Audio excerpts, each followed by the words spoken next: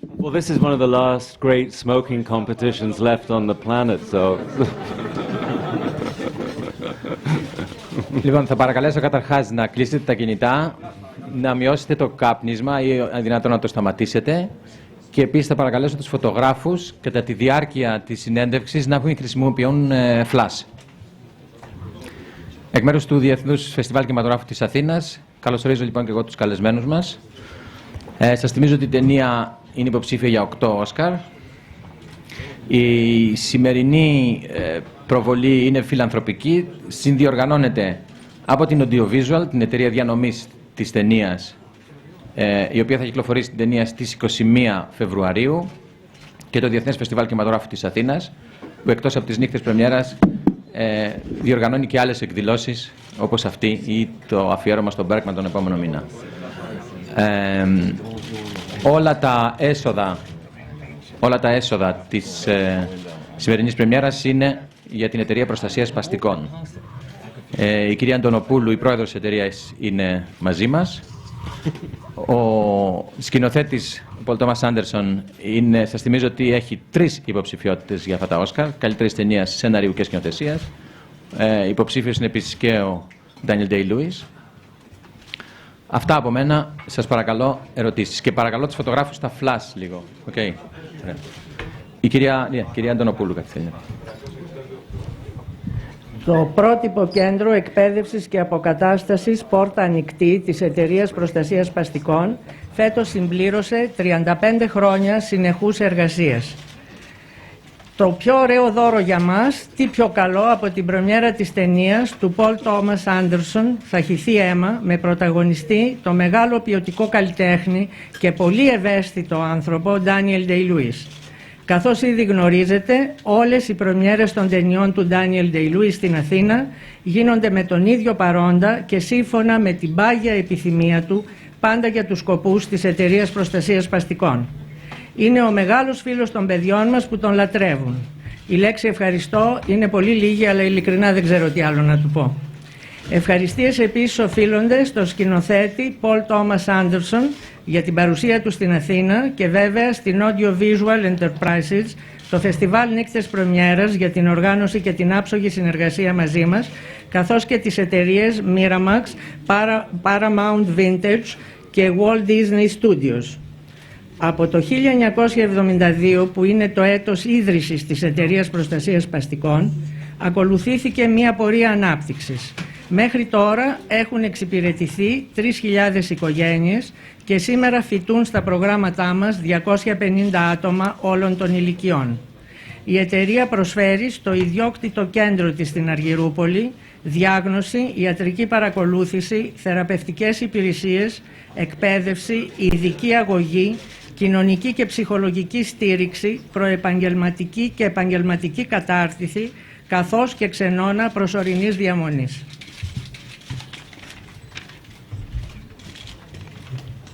Ευχαριστούμε πάρα πολύ.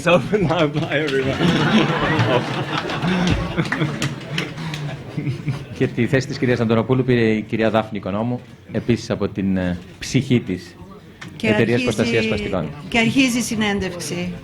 Ωραία. Παρακαλώ, ερωτήσεις. Παύλο, το μικρόφωνο στον κύριο Κάγιο. Καλημέρα σας. Προς τον κύριο Λιούις ήθελα μια ερώτηση. Έρχεται στην Ελλάδα, μας έρχεται πάρα πολλές φορές. Περίμενε, Παύλο, να βάλει τα ακουστικά του λίγο.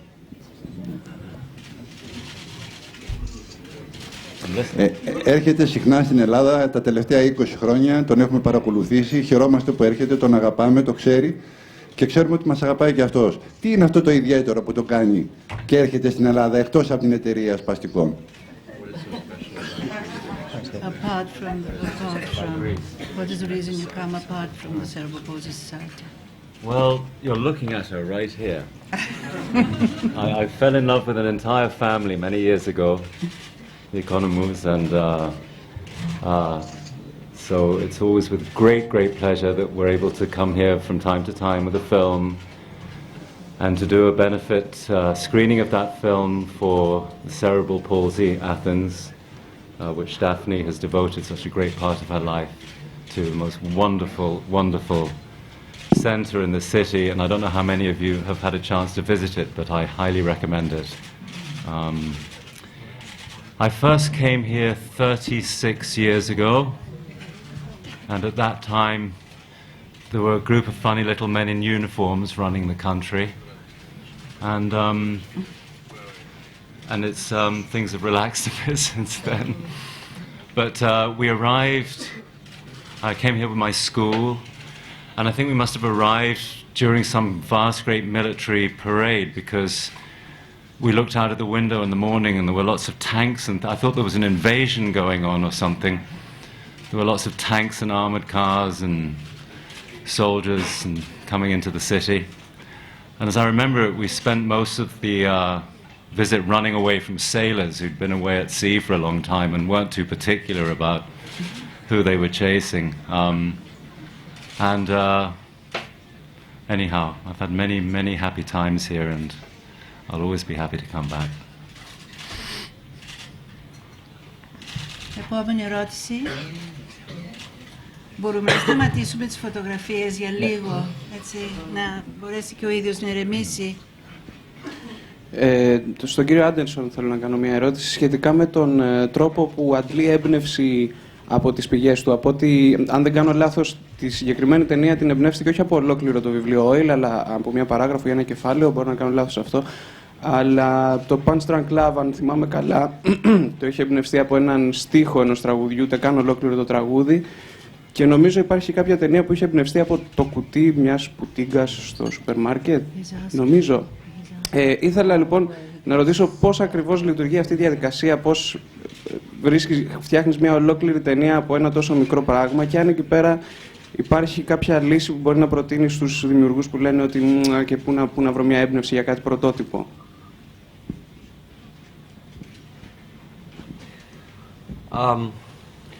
Well, in the case of this story, in the case of this world, the oil business at the turn of the century in California, there was so much to get excited about. Just looking into the history of it, looking at the old photographs, trying to understand exactly what was going on back then. But the discovery of the book actually put the beginnings of a story, something kind of concrete, to that world.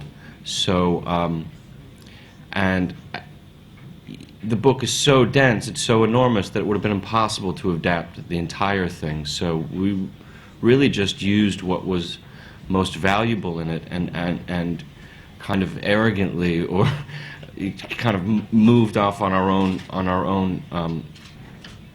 own story, just to keep it condensed and keep it to a reasonable amount of time. There's an old adage that you should adapt books that nobody's really ever heard of, as opposed to books that people really love, because it's just an impossible task. And with the Upton Sinclair book, not many people know it.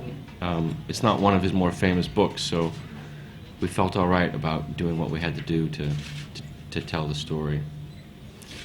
I hope that answers your question.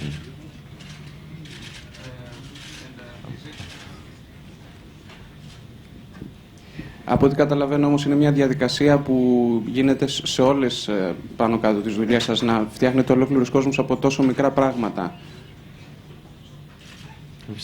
Yeah, well, generally, it's impossible to look back and say exactly how it all happened, but more or less, it starts with one thing that gets you excited or gets you started, and that leads to another and leads to another, and but more often than not, you have one small thing that leads to a dead end, and if you're lucky enough, you get to one small thing that triggers the floodgates to open, and good things keep happening.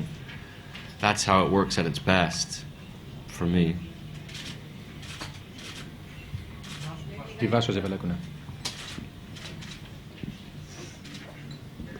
Για τον κύριο Άντερσον είναι η ερώτηση. Θα ήθελα να μάθω, ο ρόλος της γυναίκας είναι εντελώς περιορισμένος έως ανύπαρκτος και έχει μια πολύ παθητική θέση που δεν ίσχυε νομίζω σε εκείνες τις κοινότητες, σε εκείνες τις εποχές. Ποια είναι η αφετηρία σας για να την παρουσιάσετε, μάλλον για να μην την παρουσιάσετε στην ταινία καθόλου? Well, there was no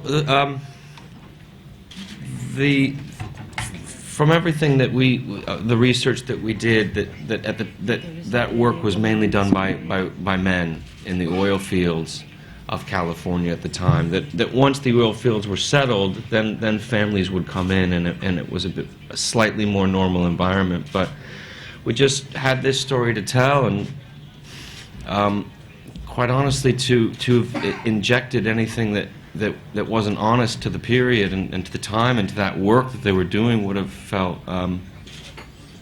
felt disingenuous. To just sort of throw a romance in there or something like that. We didn't have time for it. We had so much ground to cover already, and I don't know where that character would have come from, and still be honest to what was going on at the time. It was so funny. We were doing screenings in California, and one after the other, these women would raise their hands and they'd just say, "I just want to thank you so much for not putting a love story in this movie."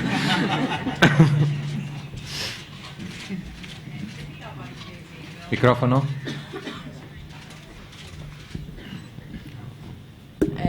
Δεν μιλάω πάντως για ειδήλιο. Δεν είναι ο ρόλος της γυναίκας μόνο υποστηρικτικός τους άντρες. Παίζει και στις τοπικές κοινωνίες ένα σημαντικότερο ρόλο, είτε σαν μάνα, είτε σαν άνθρωπος που έχει μία δράση για αυτό που συμβαίνει γύρω της, για την κοινωνία, για τα παιδιά της. Perhaps that's true in most communities, but these weren't communities. These were communities that grew out of oil and oil alone. You know, that's where the story that we were telling was headed. I think you could almost say that Paul was taking women very seriously by not gratuitously putting in a woman into a story where there was no place for one.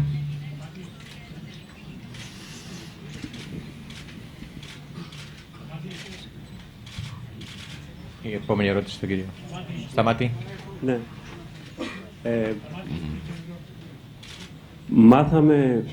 Μάθαμε ότι ο George Clooney, όταν άκουσε ότι θα είναι μαζί συνυποψήφοι για τον πρωτοανδρικό ρόλο, είπε εντάξει, καλύτερα να πάμε σπίτι μας. Που σημαίνει ότι χαίρει κάποιας ιδιαίτερης εκτίμησης. Και ανάμεσα στους συναδέλφους βέβαια. Αυτό που θα ήθελα να ακούσω είναι ποια είναι η μέθοδός του, ποια είναι η μέθοδός σας. Αν είστε ένας εμπειρικός ηθοποιός, ή αν ακολουθείτε κάποια άλλη μέθοδο, ας πούμε. Είτε στανισλαυσκική, είτε από το actor studio, είτε whatever. I have a way of working. I don't think it's really, it wouldn't be interesting for any of you for me to try and talk about that. I never yet found a way of describing it, and I doubt I ever will. It's very important to say that we play games. That's what we do. It's a game. It's one that we love to play, and if we didn't love it, there'd be no reason to do it. It's not a science, and very often it's talked about in very kind of self-important terms, as if it is a science of some kind. It is, as you suggested, an experiment. Every time we go to work, it's an experiment.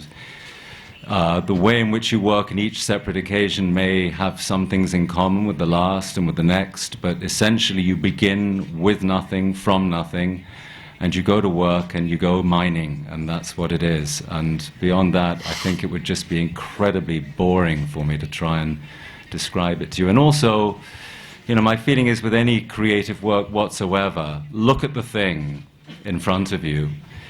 If it pleases you, if it means something to you, nothing I can say will enhance it or make any difference. If it doesn't, if it's not pleasing to you and it doesn't work, nothing I can say will make any difference. The way in which I worked, it either works or it doesn't work, and the means by which we arrive at that thing should just be left alone, I think. Επόμενη, ναι.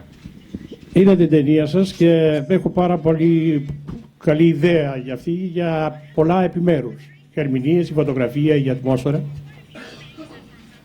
Έχω την αίσθηση ότι της λείπει η πολιτική ματιά και θέλω να κάνω μια συγκεκριμένη ερώτηση και θα παρακαλέσω πραγματικά μια συγκεκριμένη απάντηση. Τώρα το πετρέλαιο πια έχει βγάλει τις μάσκες του, ξέρουμε τι κάνει, πολέμους. Έχετε την αίσθηση ότι η δική σας ταινία είναι αποκαλυπτική προς αυτή την κατεύθυνση? Εμένα μου έλειψε αυτό, πιθανόν όμως να μην το κατάλαβα εγώ. Μου λείπει δηλαδή η σύνδεση του σημερινού πετρελαίου με εκείνο το πετρέλαιο που είναι η ρίζα του. Τι γνώμη σας ήθελα πάνω σε αυτό το πράγμα? Ευχαριστώ πολύ.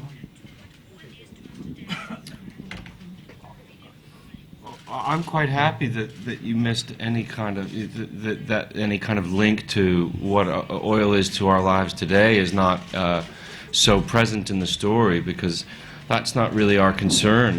The concern that we had was to tell the story of these two egos boxing it out between Daniel and Eli. You know, I'm from California, and that state was built on oil, and I was really concerned with the history of this place that I grew up in, that I love, that I was very curious about. So beyond that, I don't know. I mean, I think more or less it was our job to not get into all that sort of business of how it could correlate today, because that could just be a slippery slope and end up talking your ear off or politicizing it or making it I could get boring. I don't know. It's not, and it just could end up. I'm not interested in seeing that film. I want to learn how they get the stuff up and out of the ground the first time they looked for it. That was really curious to me. And what happens next, and how you get it to, how you build a pipeline. That was really interesting stuff to me. So we decided to attack it that way.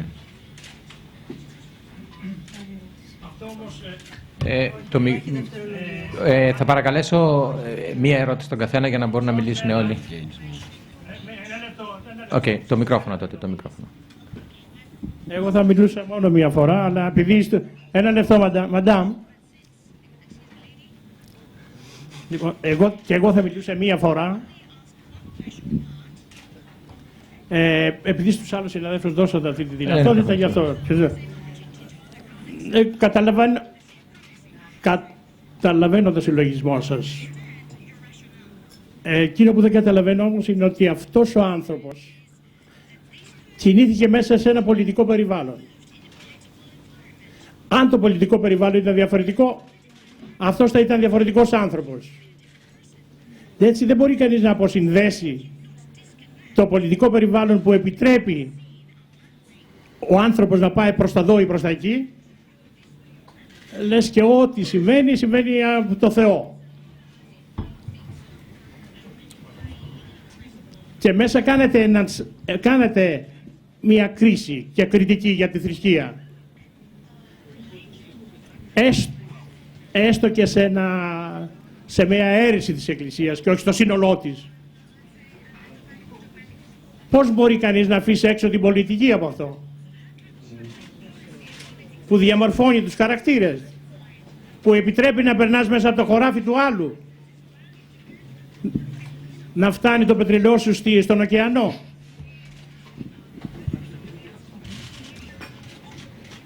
Ευχαριστώ.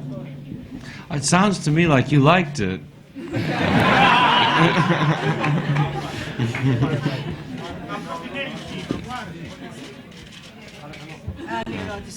Η επόμενη ερώτηση στον κύριο εκεί.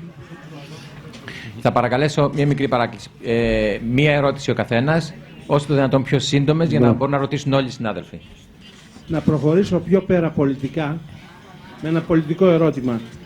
Ο κύριος Ντελούις σαρώνει τα βραβεία, μπορεί να μιλήσει από καθέδρας με αυτές τις επιτυχίες που έχει. Και είναι υποχρέωση, νομίζω, των προσωπικότητων, οι οποίες αναδεικνύονται με μεγάλες επιτυχίες όπως αυτός, να τοποθετούνται για καυτά διεθνή θέματα. Αυτή τη στιγμή πολλά γίνονται Ιράκ, Αφγανιστάν και δίπλα στο κόσμο σε λίγο. Θα θέλαμε να τοποθετεί πάνω σε αυτό. Και ως σκηνοθέτης, παρακαλώ.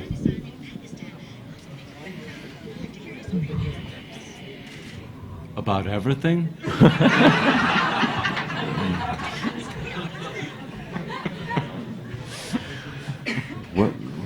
But personally, I do disagree with you. I don't think it is our obligation.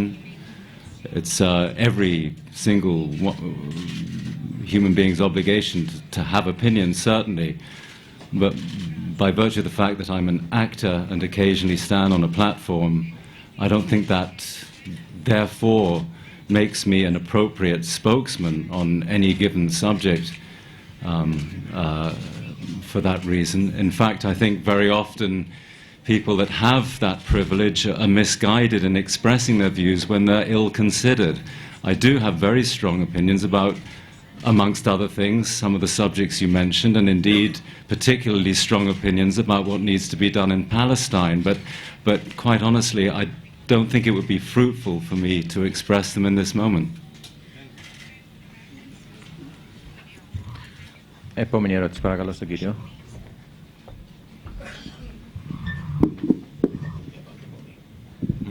Okay, that goes basically to Mr. Anderson.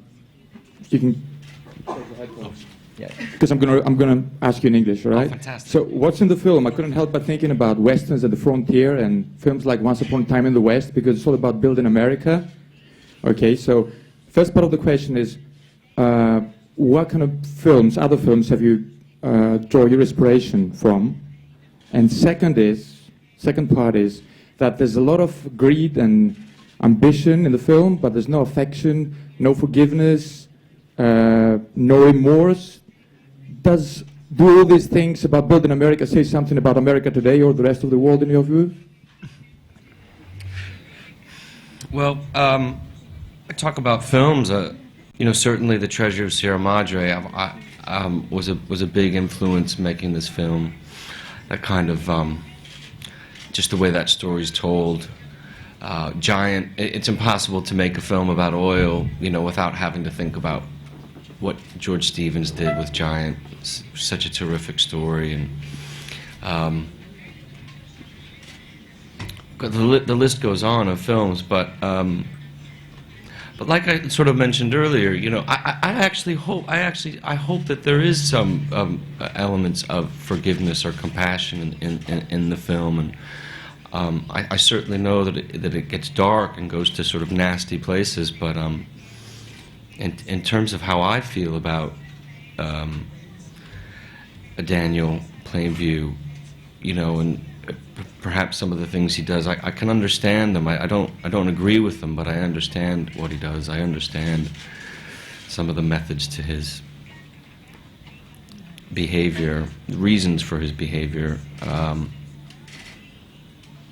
You know, as a parallel for America, I never thought of it that way. I can certainly see how it's taken that way, but I would never set out on a story to tackle the story that enormous, that large, you know, just try to localize it, to figure out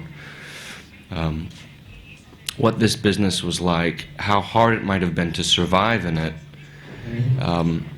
because it wasn't easy work. And that's the funny thing, is that you sort of think about oil now and we all have these nasty ideas about it, but so much of the beginnings of this was just men trying to survive and just trying to get along, trying to make a living, which any of us can understand. You know, and it goes horrible other different places from there, but I can understand that ambition to sort of get ahead, to do something, make something for yourself.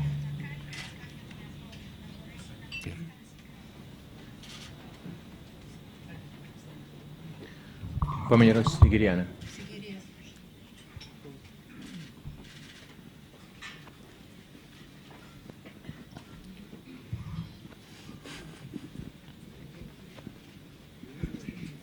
Η γλώσσα παίζει πολύ, για τον κύριο Ντέι-Λούις βασικά, παίζει πολύ σημαντικό ρόλο η γλώσσα στην ταινία και η εκφορά της. Βλέπουμε ότι δημιουργούνται διάφορα προβλήματα και όταν ο γιος κουφαίνεται. Και ήθελα να μου πείτε πώς προσεγγίσατε το θέμα της γλώσσας. Γιατί ο Ντάνιελ Πλένβιου μιλάει πάρα πολύ, προσέχει πάρα πολύ τι λέει, πώς το λέει, ο τρόπος, οι λέξεις είναι περίπλοκες. Δεν ξέρω αν υπήρχε κάποια πρόθεση πίσω από αυτό ή αν...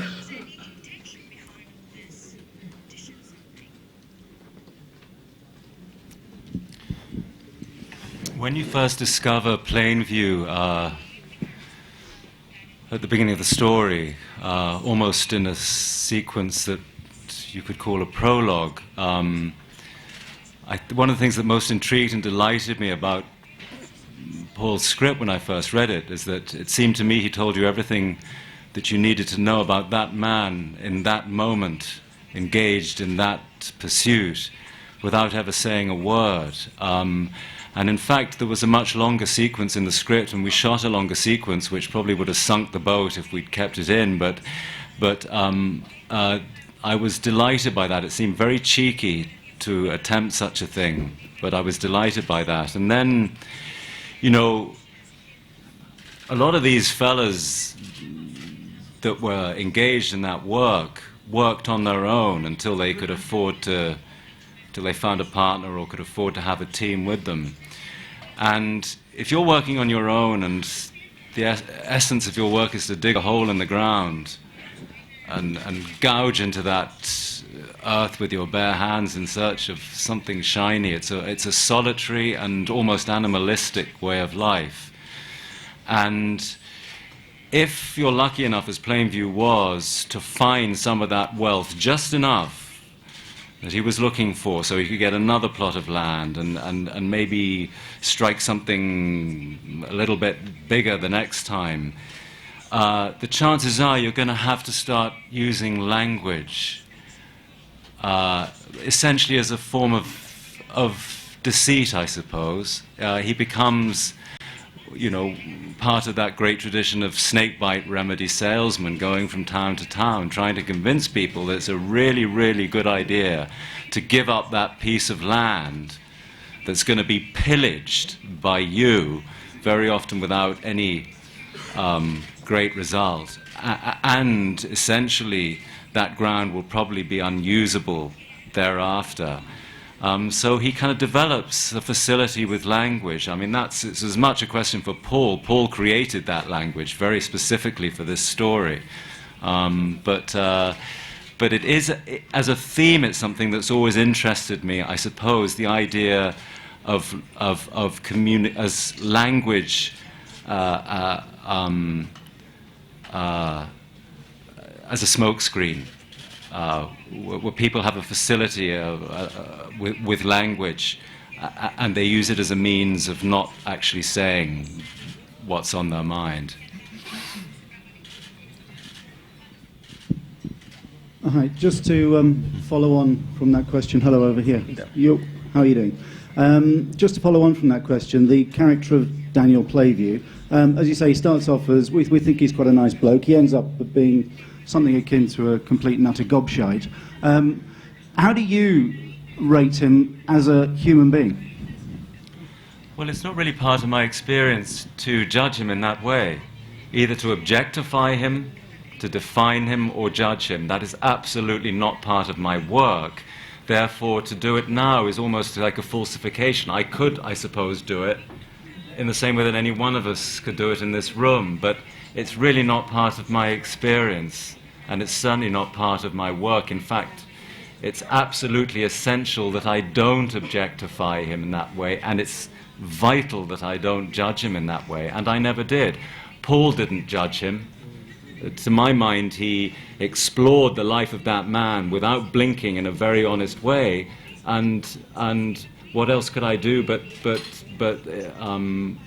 follow his example? Hello. Yeah. Welcome and thank you for being here.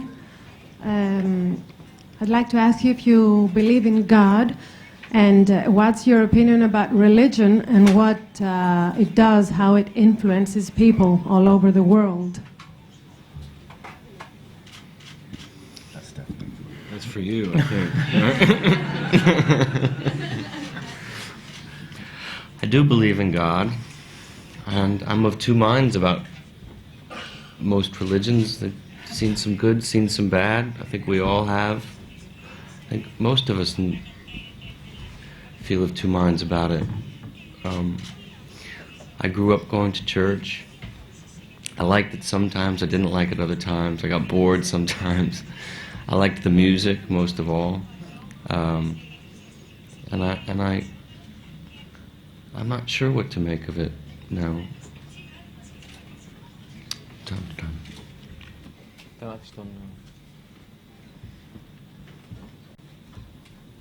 Ναι.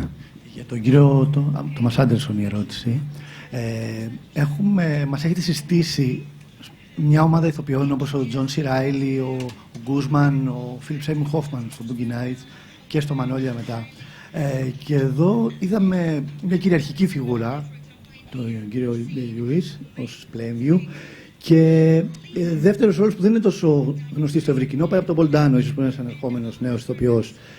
Ήταν συνειδητή η επιλογή, φοβούμενο εσείς ότι θα σκεπάσει τους υπόλοιπους η τόσο κυριαρχική φιγούρα αλλά και ερμηνεία του κ. Ντέι-Λιούις, ή δεν ταιριάζαν μορφολογικά οι συγκεκριμένοι ηθοποιοί που χρησιμοποιείτε συνήθως στη συγκεκριμένη ταινία?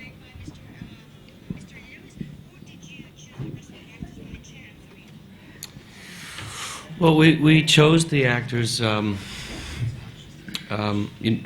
the risk of embarrassing Daniel. You know, is obviously a terrific actor, but so you need to get actors that are very good as well. But because Daniel can't do anything if he's just by himself. So we found Paul Dano because he'd worked with Daniel before. He'd worked with Rebecca Miller, the great Ballad of Jack and Rose. That was where I first saw him. Sort of wondered, who is that? You know, how can I get my hands on him? He was just terrific.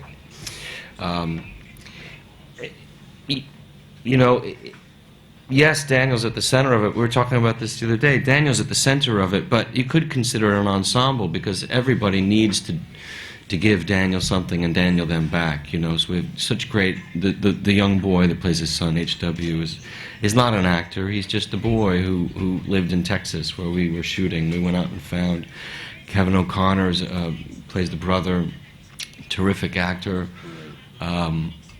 who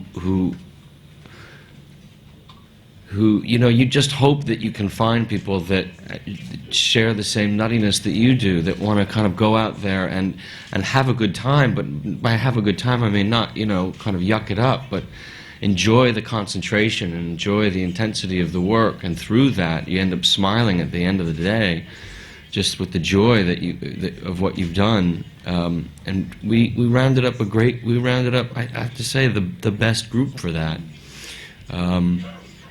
Down to every last minor role. Yeah, because as good as Daniel can be, or as authentic as he can be, he would really be rendered worthless if even all the background extras, the people in that church scene, if they didn't look right, something's going to be amiss. You know, you can't do anything. And we shot in the middle of West Texas, where there's not a lot of film shot there. So we rounded up many of the people that lived in this town who were so generous and so. They were generous with their time and their patience with us, you know, because making a film can be just mind-numbingly boring and spend days out in the sun, and they were terrific. So we ended up being very lucky and kind of getting an all-star cast of people that you've never seen, you've never heard before, but real all-stars. And I think you were talking about Louis Guzman first. It was so funny. It would have seemed so strange if Louis Guzman had been running around out in the desert. He just wouldn't have fit in.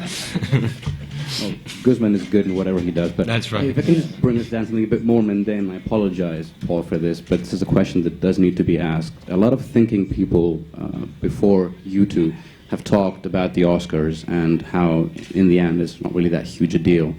And I have to ask you, since you're up for 3 categories yourself, what do you think the Oscars really mean for someone in the business? And maybe Daniel, who has won it, can give us a bit of insight on that too. Thanks. Well, I can tell you exactly what the Oscars mean, is that, you know, the Oscars mean that we will be playing in theaters in the States for about 3 months longer than we would have been playing. It means that we're playing in cities that we never would have gotten a chance to play in.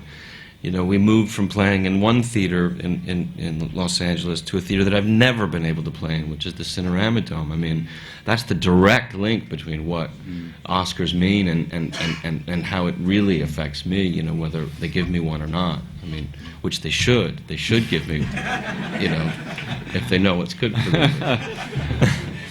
You know, and also Paul spent a year, more than a year. We're perfectly happy to take that time for ourselves, but it was over a year before anyone would write a check for this movie. And if we were lucky enough to get one of those things, there'd be all kinds of people trying to write us checks. And the big problem would be there'd be quite a few people you wouldn't want to take checks from, and you have to sift through them and you know, and deal with the utter bewilderment that you feel in the wake of such a thing. We're surrounded by a kind of cacophony of noise, and of course you can only ever go back to work when you can hear whatever voice it is that leads you one way or the other. You've got to be able to hear that and recognize where it's leading you, and it's quite hard to do that when everyone is yelling around you. So it's the most sublimely wonderful thing, but it certainly presents certain difficulties in the aftermath.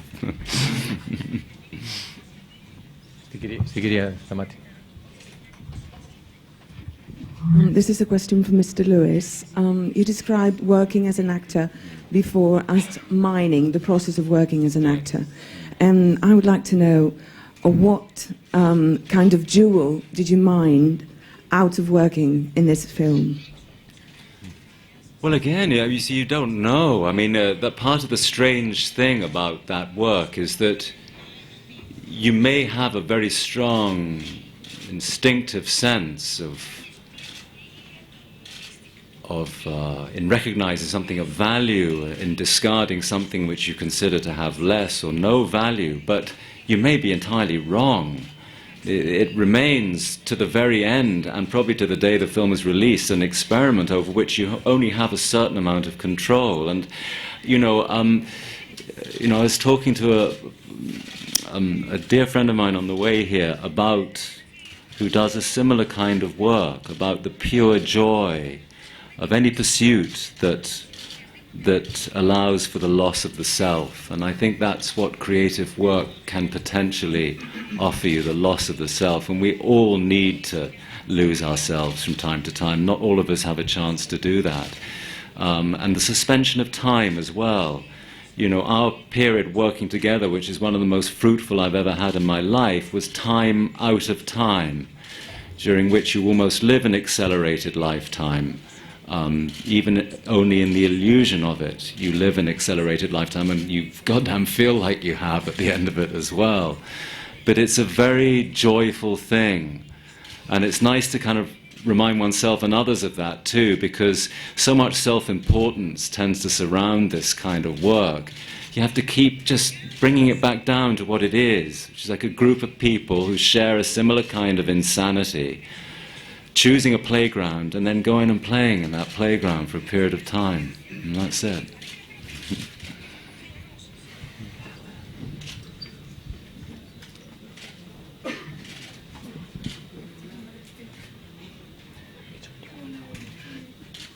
In relation to your previous answer to Mr. DeLuis, and although I have understood that you probably don't really want to answer these kind of questions, I want to ask you if it's true that whenever you take up a role, you somehow, as you said, lose yourself and you become this role through the entire period of shooting the film.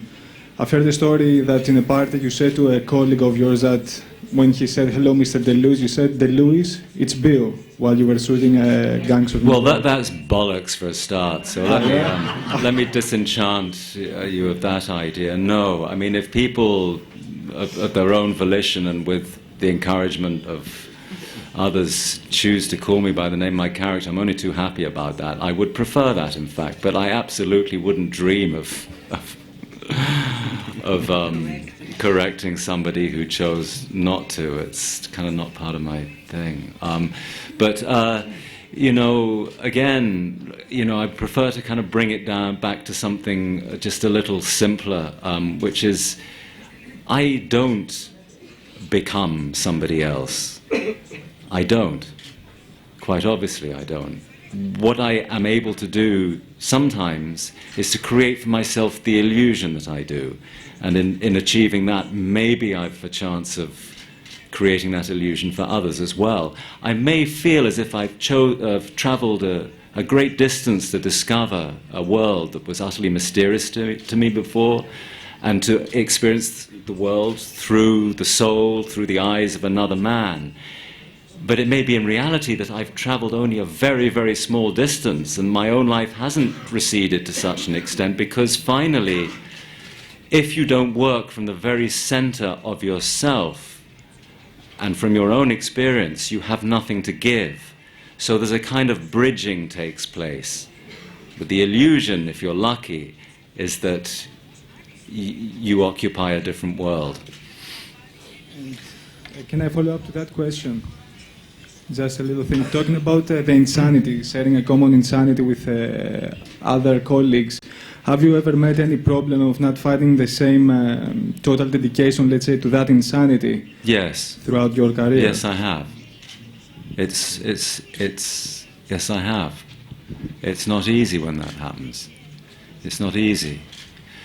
And I've tended to find that the smaller the setup, the greater chance you have of travelling with people that share the same hopes and the same capacity for dedication as you do. And it would seem to me utterly bizarre to engage in that kind of pursuit, which obviously is making movies is a pretty crazy thing. So to even engage in that, it would seem to me obvious that you need to be fairly certain that that's what you need to do, that's what you are compelled to do. But of course you can't expect that of everybody. My feeling is that the bigger the film, the bigger the spread, the bigger the circus, the more money is being flung around, the greater the chance that, especially around the periphery of that world you're trying to create, there are going to be people who are looking at their watches wondering when the pub's going to open, you know. Δύο τελευταίες ερωτήσεις θα είναι αυτές. Παρακαλώ. Λοιπόν, θέλω να ρωτήσω τον κύριο Λούις. Θα ρωτήσω τον κύριο Λούις και μπορεί να απαντήσει και ο κύριος Άντερσον, αν θέλει. Έβλεπα προχθές τον Ρίκι Ζερβέ, τον διάσημο αγγλοκομικό, ο οποίος έλεγε ότι άπαξ και υποδηθεί σε έναν ρόλο ενός ανθρώπου με εγκεφαλική παράλυση, κάτι αντίστοιχο, έχεις το Όσκαρ στο τσεπάκι σου. Έχοντας ζήσει το σινεμά και από την ευρωπαϊκή του όχθη και από την αμερικανική, κατά πόσο πιστεύει ότι το Hollywood χρωστάει. Sorry, who said that? Who said that? Ricky Gervais. Who? The famous Ricky Gervais, yeah. Κατά πόσο πιστεύει ότι το Hollywood χρωστάει ή έχει τύψεις για τόσο ευαίσθητες κατηγορίες πληθυσμού όπως αυτή που έχει υποδηθεί ο κύριος Λούις με τον Κρίσι Μπράουν και τα λοιπά. Αυτό. Και δίνει τα Όσκαρ, θέλω να πω.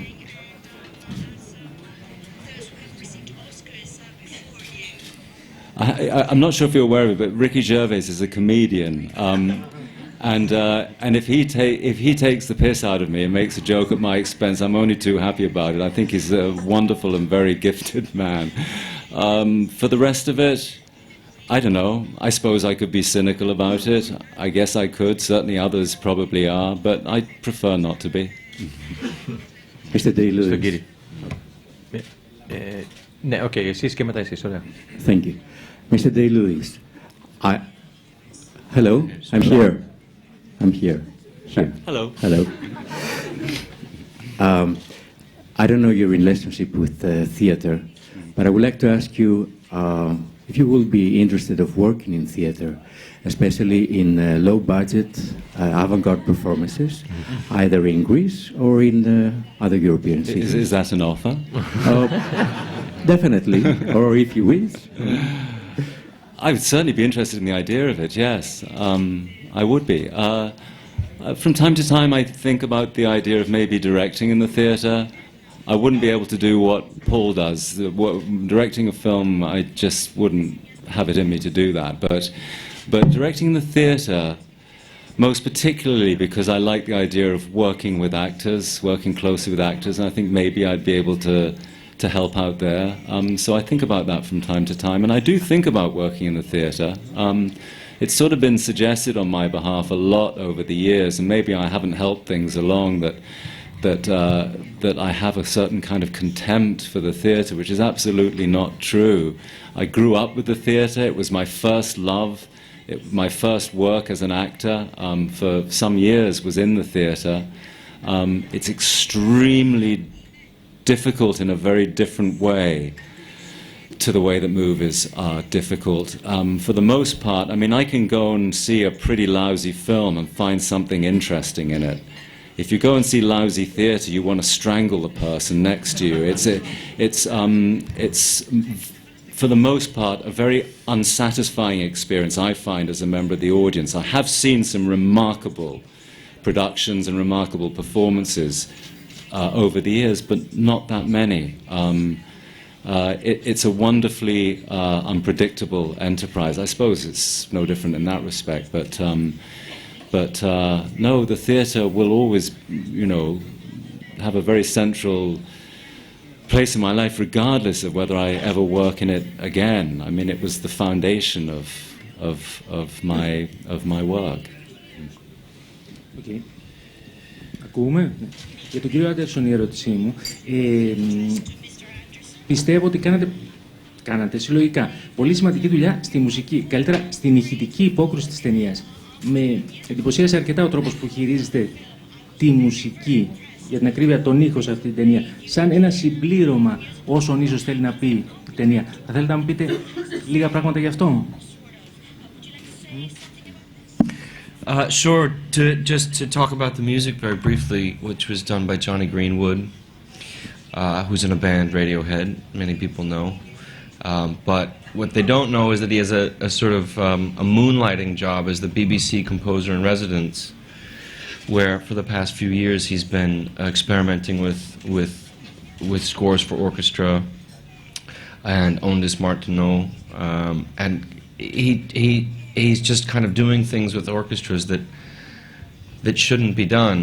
I mean that in a good way, He just is interested in. He's just fascinated by the instruments. He studied viola in college, and so that was his training, really. And then he got sidelined by being in the band, and so I asked him to do it. He'd done a sort of an experimental score for an experimental film for the BBC.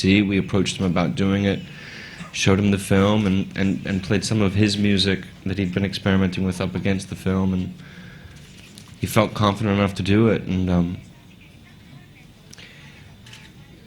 went off after seeing the film with a copy of the film and came back with a few hours worth of music.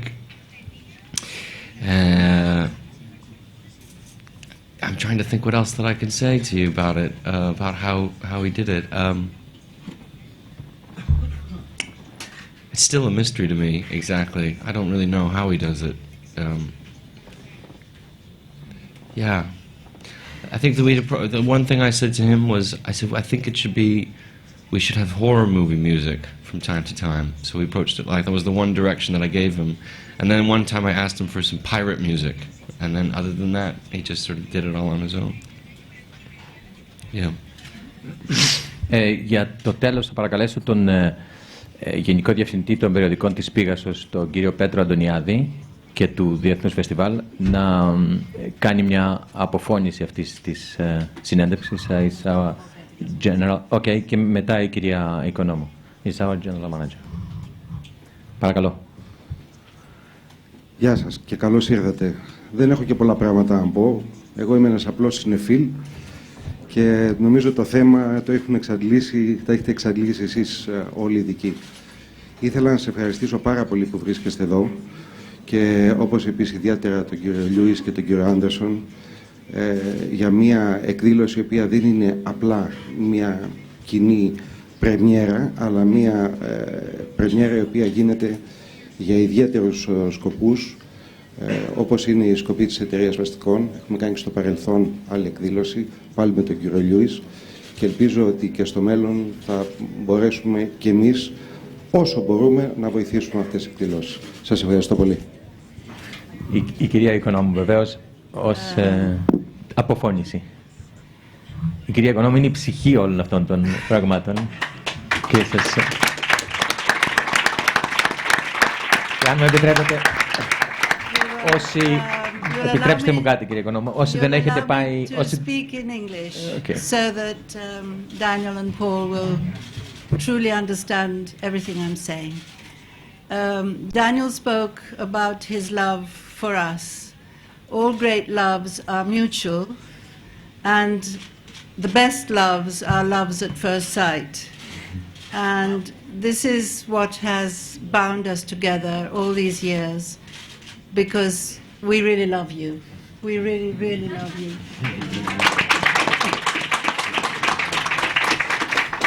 I would like to say something about the comment about Christy Brown. It was not necessary for the Oscars to come in and say there was a good performance.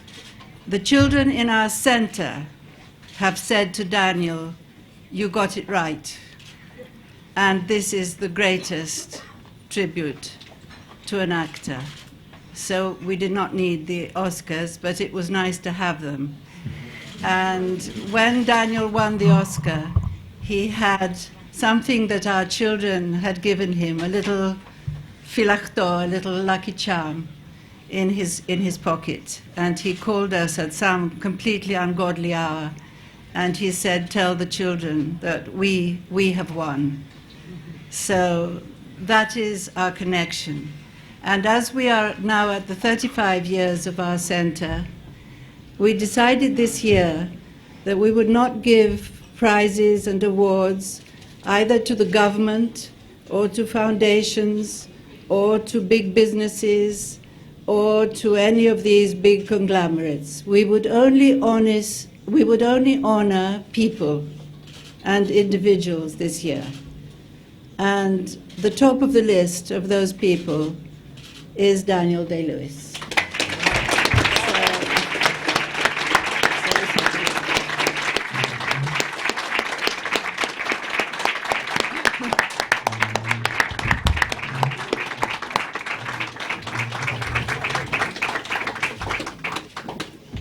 And it would be nice to have Yorgo and Mariana up here, because they are the beginning of this story. Where are they? Somewhere in the crowd. Ευχαριστούμε πάρα πολύ.